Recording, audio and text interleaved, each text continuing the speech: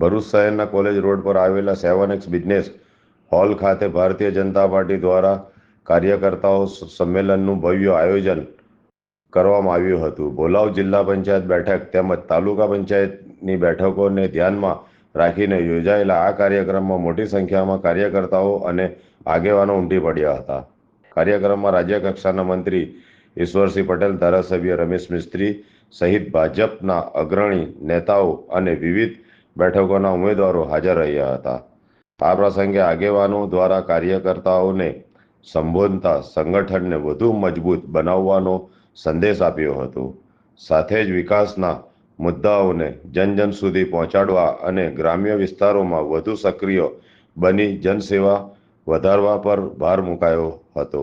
કાર્યક્રમ દરમિયાન કોંગ્રેસની નીતિઓ પર પણ આકરી ટીકા કરવામાં આવી હતી. આવનારી ચૂંટણીમાં ભાજપને જીતાડવા માટે કાર્યકર્તાઓને એકજૂટ બની કાર્ય કરવા આહવાન કરવામાં આવ્યું. कॉल करें अभी 8733053364 पर या 9426889560 पर. हिमालय इंटरप्राइजेज, जियो मार्ट डिजिटल भरूच,